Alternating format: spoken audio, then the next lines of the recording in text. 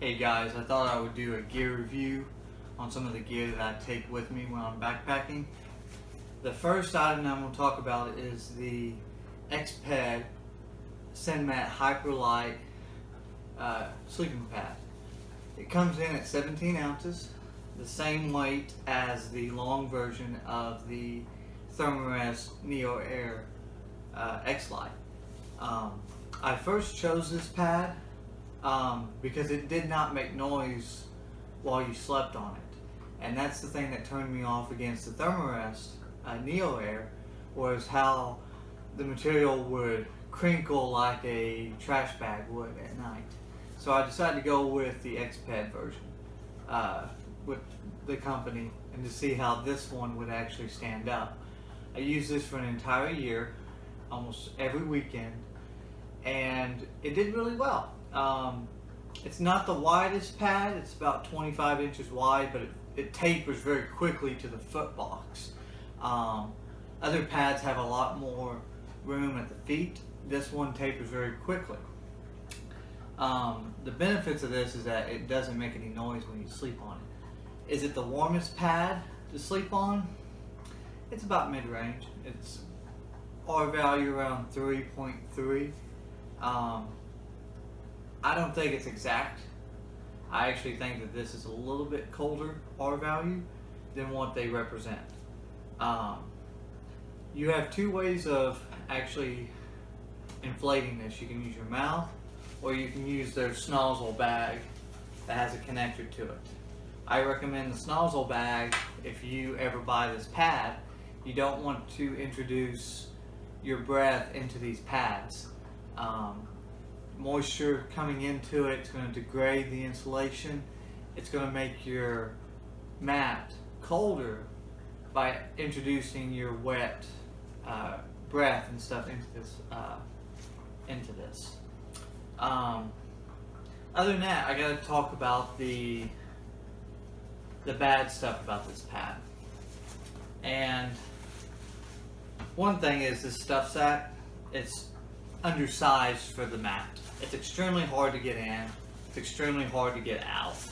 It's an annoyance every time you have to pack it up, and you have to fight with it constantly to get it in and out. So they could make this bigger. It does roll up fairly easy, from what you can see. Let me blow this up and I'll show you what's wrong. Okay, as you can see, I have blown up this Exped SynMat Lite sleeping pad. This is the failure that I actually got.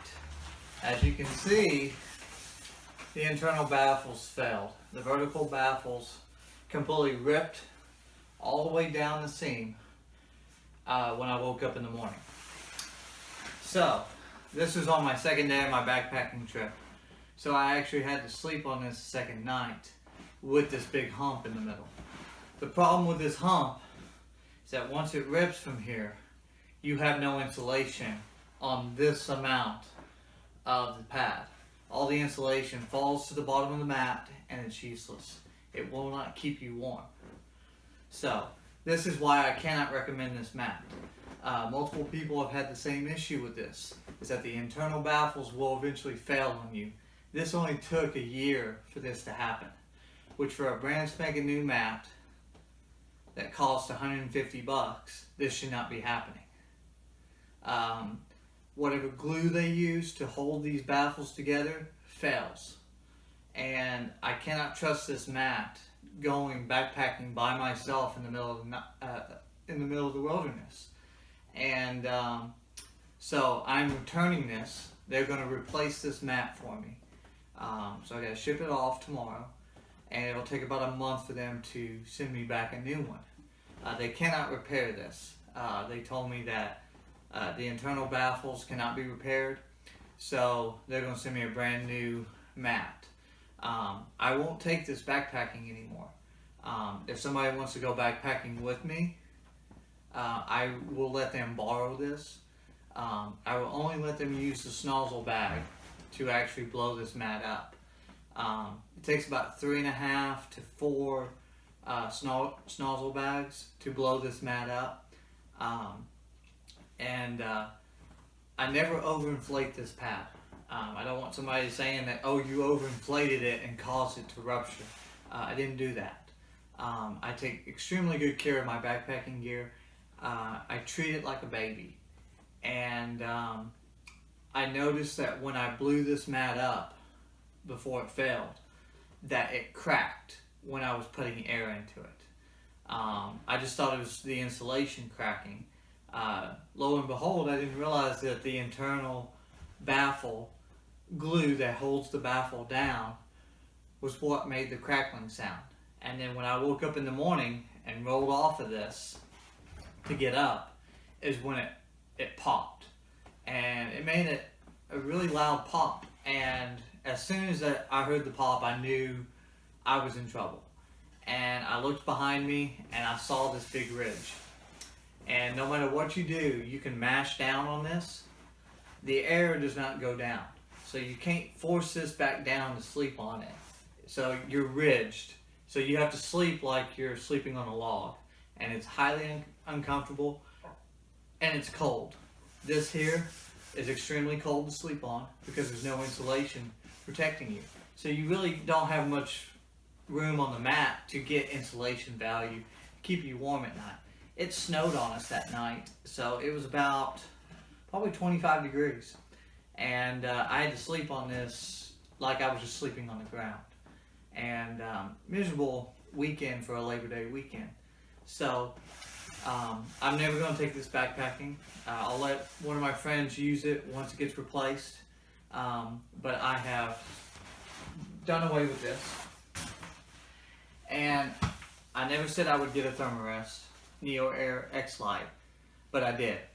And to me, yes, this thing makes noise. It makes a crinkling sound like a garbage bag. But I have found that once you lay on it for weeks upon weeks at a time, the crinkling sound goes away. You actually have to move that membrane inside of this to kind of soften it up, and eventually it gets a lot quieter. This is rated at an R value of 3.1. To me, this sleeping pad is warmer by far than the Exped. I have to say this is way warmer. I can actually feel the heat radiating back at me on this pad, and with the Exped, I never got that feeling that the heat was being transferred back to me. So even though the Exped is supposed to have a higher R value than this pad, by far this pad is warmer than the Exped rating. So I don't know how I can trust the Exped ratings for their R values, because I feel like it's a lot higher than, they say it's higher than what it really is. I actually think that the Exped is about an R value of 2, where this is a 3.1, and to me, either this is dead on or it's a lot warmer than 3.1. It does still make crinkling noise, but it's not as bad. It weighs the same amount as the Exped. It comes in with the stuff sack at 17 ounces. So I'm not losing or gaining any weight. The good thing about this pad is it's wider in the foot box than the Exped. The Exped tapers very quickly from the head all the way down to the feet very quickly, to where you don't have much room at the feet of the Exped. And that's how the Exped actually saves weight, is by tapering very quickly at the foot box to where your feet really don't have much room at the end of the pad. There's not much left for you to actually lay your feet on. With the Thermarest, you have more room. I have almost twice the amount of room at my feet than I do with the Exped. So just for comfort level, this is the best. Great for side sleepers. I sleep on my belly and somewhat on my side, so this actually works really well. It's wide enough, it's 25 inches, and this is 77 inches long. So it gives me just enough room that I can actually hang my feet on, and they're not falling off the mat. So I'm gonna try this out. I don't think I'll have any issues from all the reviews that's on this Thermarest X-Lite. So I'm going to use this for the entire backpacking season, and see how well it holds up. The baffle design is a lot closer together, so you actually have multiple baffles running all the way. So you have probably 100 baffles, to where the other one only has about 8. So if one of these does fail, it's not as big of an issue as what the Exped is. So I can actually get away if I have a baffle failure and still be able to sleep on this. This thing, to me, it's worth the money. It's expensive. It's $189 to $199 depending on where you buy it. I believe they're going up on price of these.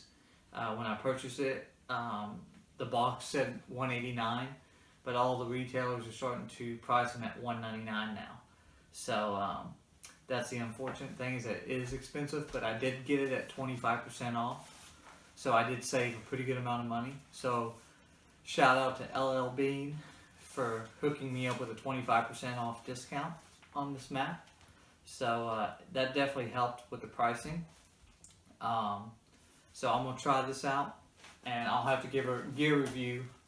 It'll be within a year of how I think about this pad, and if it's a keeper or there's no pad out there that's going to work well. So we will see. Thanks for listening. If you guys have any questions or comments about the Exped or the Thermarest, please comment. Thank you.